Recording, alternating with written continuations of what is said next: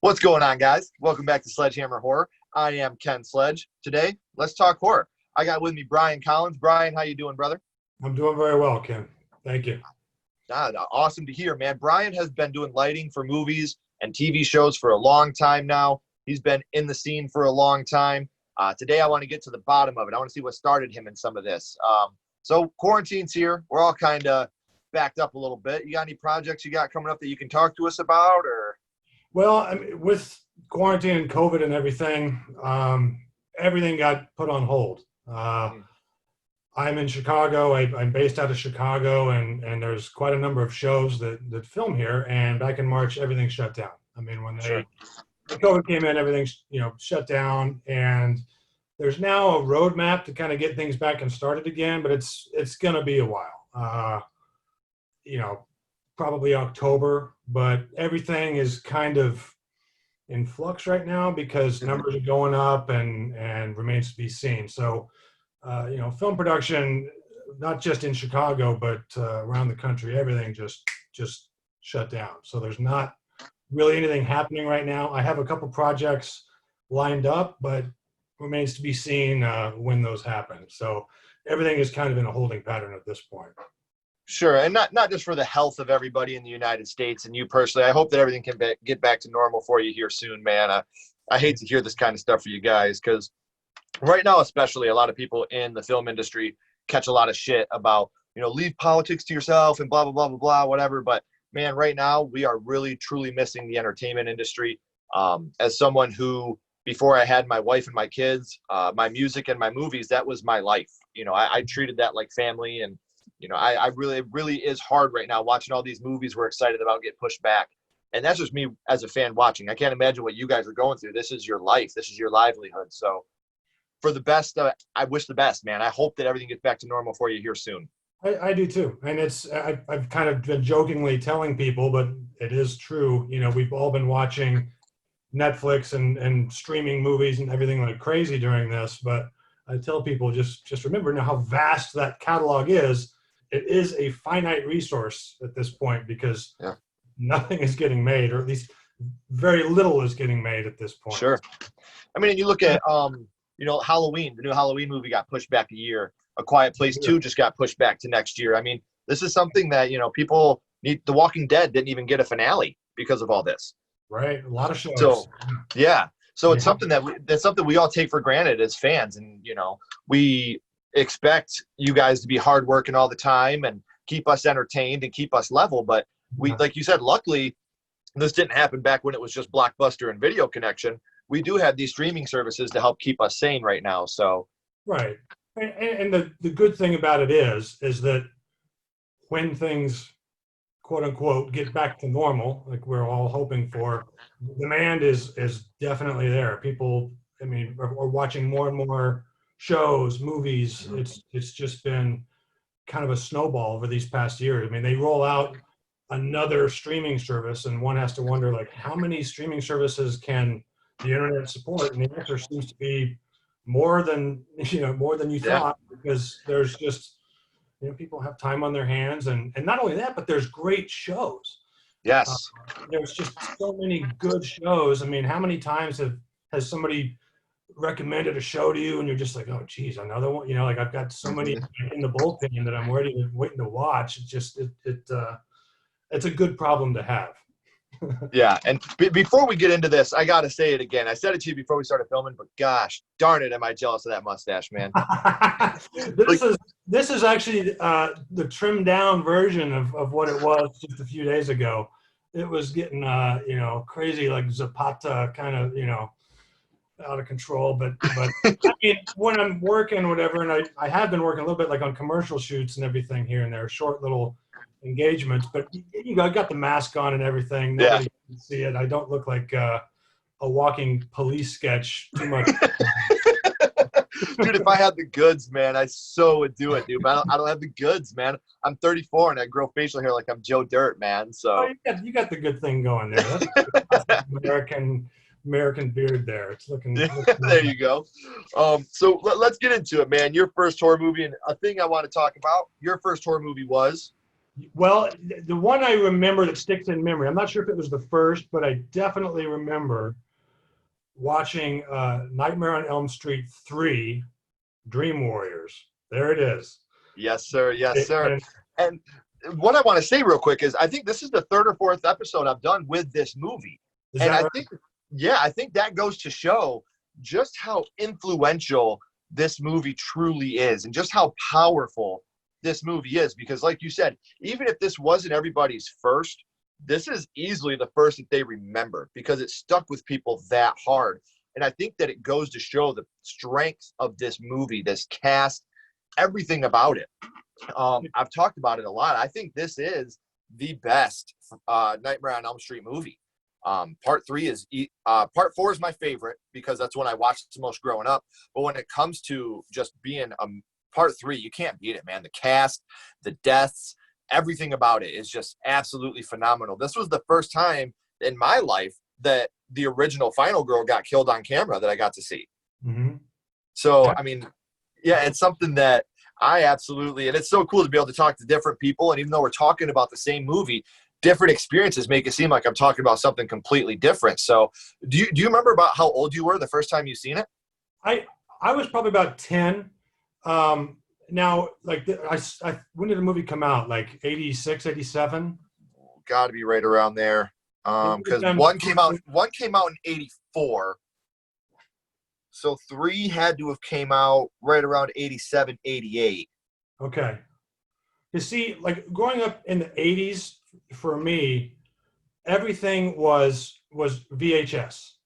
Sure. You watch everything on the VCR. I mean, it was a machine that had moving parts and made noise, and you'd rent these, the VHS tapes. And so that's how I saw everything. And now, my parents wouldn't let me rent rated R movies. They would kind of screened everything that way. So I would see them at friends' houses, like we'd have Sure.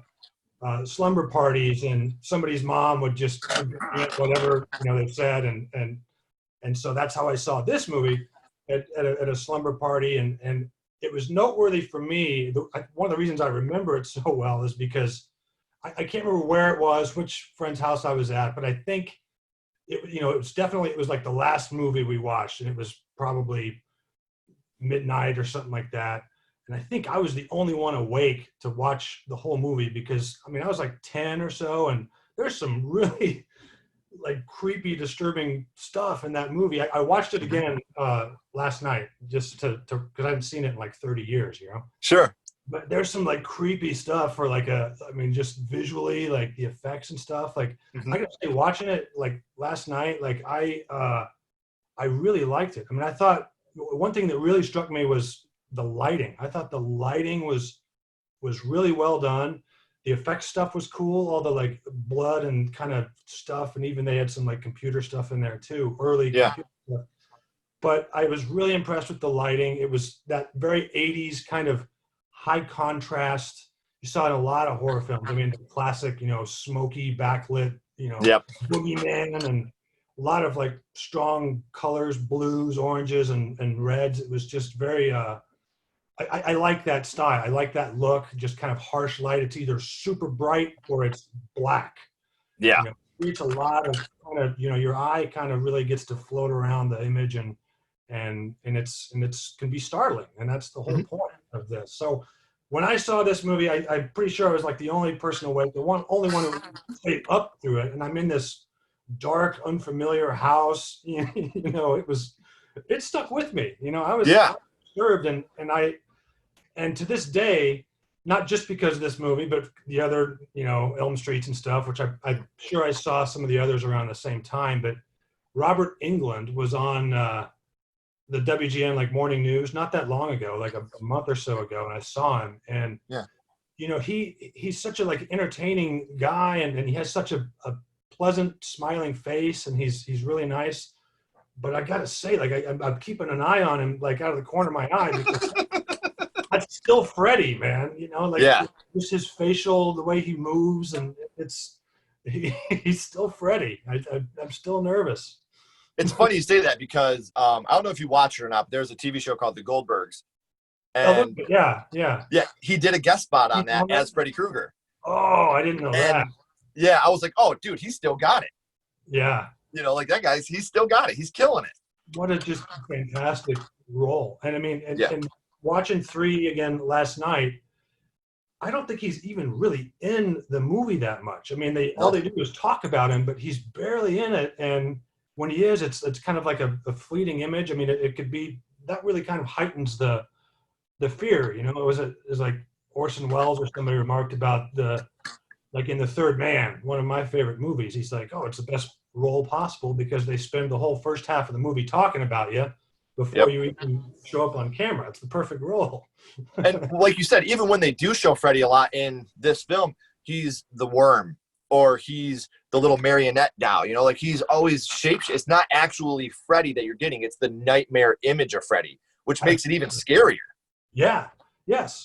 And I kind of noticed one of the things, I mean, a lot of people have remarked on this, how Freddy is kind of throughout the movies, is kind of a amalgamation of a lot of like childhood fears, right? I mean, he's a bully, and he kind of preys on kids when they're vulnerable, you know, when they're sleeping and they're kind of powerless to really defend themselves. So it's a lot of those, you know, fear of embarrassment and stuff. And then of course there's, how many times have you seen it in horror movies where like the cute couple like sneaks away to fool around somewhere, and like as soon as the top comes off, like, oh, they get murdered and you know, a moral punishment for. But when are you more vulnerable than when you're in that situation? Yeah, absolutely. Yeah. You know, And let me ask you this about Nightmare real quick. Mm-hmm. The anxiety in this movie, to me, is one of the worst in any of the movies. You feel it when Joey's running down the hallway, hitting the walls and it goes up and everybody's screaming out the window. Or one of the most anxious moments I think I've ever had in any film is when the syringes, you know, that to me, like, it's just so dark and so heavy, man. Like, so that's, you're talking about Freddy playing on people's vulnerability. What's more vulnerable than that? You know, someone that had beat addiction, and then you see that with the mouth, you know, like that to me was huge. So I want to ask you, we're talking about the deaths in the movie. That's something I'm big on. What would you say? I don't want to say favorites. That sounds really weird, but which death stuck with you the most in this movie? And I remember the syringes from when I first saw that just stuck with me. That's scary. However, one that I forgot about was the head in the TV. Yep. I mean, that's like funny, you know, like once in a while, like I watched another movie I watched last night. We can talk about this too. Is Jason X, which is totally other end of the dial. But I remember watching that, like that came out like 2000, something like that. And I remember just watching that with a bunch of friends, like on DVD. And it was like a comedy because that movie's very tongue in cheek. It seems like it's just a bunch of death scenes kind of strung together with a very shaky and loose story. It's Jason Voorhees in space, basically. Right. But there's all these just remarkable death scenes that, you know, some of them have become kind of famous in horror folklore. Oh man, the head in the the head. See, I didn't when I was young and Jason X came out, I was like, fuck this, you know, Jason in space. But I watched that recently too when I started getting back into horror as much as I am, and that's just, it's not a great movie. I'm not saying that, but it is a fun movie. I have fun when I watch that movie, man. Yeah, and I was with a room full of people and we're drinking beer and just laughing like crazy because it's a fun movie. Because and I, you know, not having really seen many horror films in the theater, I think I'm probably not doing it the right way, because I think horror films are at their best when you're seeing it in a theater, a crowded theater, and you're kind of nervously chomping on your popcorn, and there's a crazy, you know, ambush, and you don't see it coming, and the whole place goes bananas, and that's what a horror movie is all about. See, and I agree with you, but with Jason X, I think they were making a horror comedy, and you can feel it. Like when the professor turns around, he's like, "It's all right, guys. He just wanted his machete back." Yeah. Or when the guy falls on the big drill, how's he doing? He's screwed. That one, yes. Yeah. You know, like, so I think they were purposely with this one going for a horror comedy thing. It's one of those ones where they made it so bad that it's good. Like, it's almost shot like it was like a Lifetime movie with the budget that they had. Right. You know, but I'm with you, dude. I love Jason X. I'll defend that movie. You know, I have people that are like, "Oh, well, that's one of the worst ones." Why? Because he's in space. Watch it and have fun with it. Watch it and enjoy it for what it is, man. Yeah, you know, it's better than the Leprechaun or Hellraiser movies that happened in space. Yeah. They're going to take every franchise at some point and put it in space. Yeah. Right? We're running out of ideas, man. Let's put them in space. Tom Cruise is going to go up to the space station and make a movie up there. I'd love to work on that one. That would be intense. That would be fantastic. So I asked you about your first horror movie. I always do this as well. What is your favorite horror movie? If you got to pick one horror movie that you could watch over and over, what are you picking? Well, I'll tell you, I have a soft spot for there's a movie I really like. I really like Exorcist 3. Okay. And it's for complicated reasons. I mean, I remember seeing that like when it came out too, same way on VHS and being creeped out by it. But there's just some unusually kind of awkward moments in it. There's a lot of like subtle like comedy in it. And I know it got like ripped apart by the critics, and I don't think it did well at the box office. And there was this whole controversy over the studio made William Peter Blatty go back and like do a whole different ending to it. I still like the movie just because it's creepy and weird, and yet there's a lot of funny parts to it. I mean, it's George C. Scott's one of my favorite actors, and he comes into it. And you know, is that the one where they have the scene in the hospital? Yeah, yeah.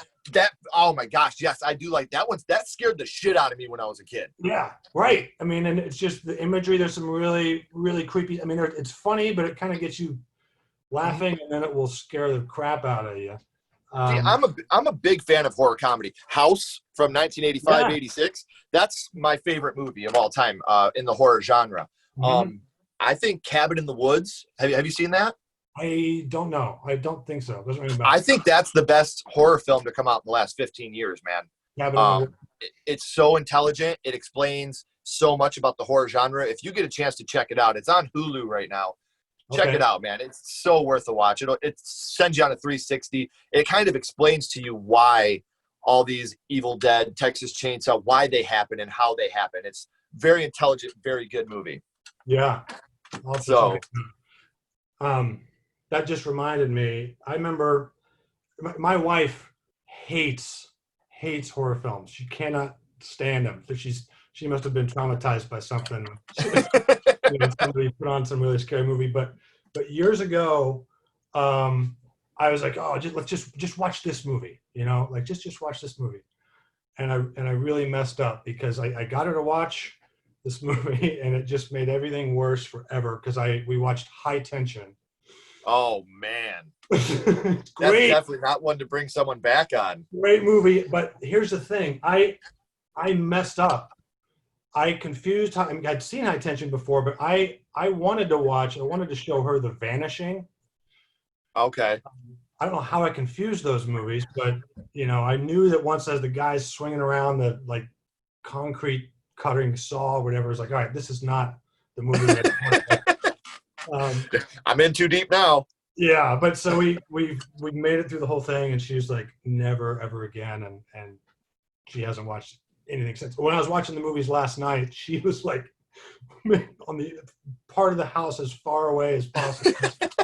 She had to like text me when she, you know, like you wouldn't even approach the living room at all. Well, thank you for taking time away from your wife for me. I appreciate it. No, it's great. I loved being able to watch that 3 again. Now I need to go back and watch 1. Yeah, because it's been a long time since I've seen any of those movies. But I was really blessed. The guy that played Rod in part 1, Jesus Garcia, I actually had him as a guest a couple weeks ago. No kidding. Oh, yeah, and it was so intense, man, being able to talk to him. And I was lucky enough to have CJ Graham. I just filmed with him a little bit ago. Jason Voorhees from Friday the 13th Part 6. I just filmed with him a little bit ago too. So Man, being able to Wow. meet you guys and hang out with you guys, this is such a dream come true for me, man. I'm meeting a lot of really cool people and learning a lot of really cool things. And one Yeah. thing I want to tell you, you were talking about the TV scene. Everybody that's watched these has probably heard the story 15 times. You can probably recite it for me. But when I was a little kid, I played video games a lot.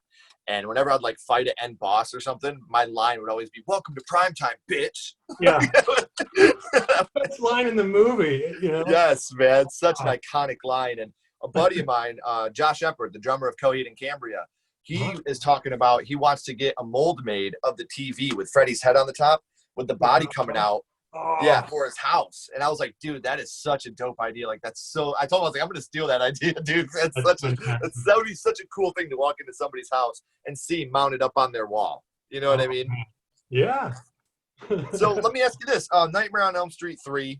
We're gonna rate it between 0 skulls, 5 skulls. 0 being the worst, 5 being the best. What would your ranking of Nightmare 3 be? My memory of it, I would say 3, but after watching it again, I'm gonna give it a 4. I mean, Yeah, that's some good lighting. I meant to look up who did the lighting, but it looks cool. I mean, it's just it did the job, man. I'm 43 now, and I was still scared. dude. And I love the fact that you can appreciate your craft like that. You know, like that's It's something great. that you do. So, like, I did a lot of stuff with video, so I watch for a lot of continuity stuff when I'm watching movies. You know, you work with lighting, so you watch that, and it makes you appreciate that more when you're Yeah, watching a film like this. And that's so cool to hear, man. Like, it really is. Like, for me, that's epic because it's something that you're passionate about. And when you watch a film, you put that passion with you when you're watching a film too. So I'm so happy that you can do something like that, man. That's so awesome. well, and it's when I watch a movie like Elm Street, any of them for that matter, most any horror film, the effect stuff, and there were a lot of effects in 3. I mean, like special effects, be it either like squirting blood or animatronic things like that. And when you have stuff like that on a shoot, that's an extra element. I mean, if you're just shooting a drama or something like a restaurant scene, let's say, okay, you've got your lights and you've got your makeup people, and you go and shoot the scene, and that's that. When you Sure. have effects and things like that, that's an additional element into an already complicated system. So might take some extra time, and it's just one more thing to take into account.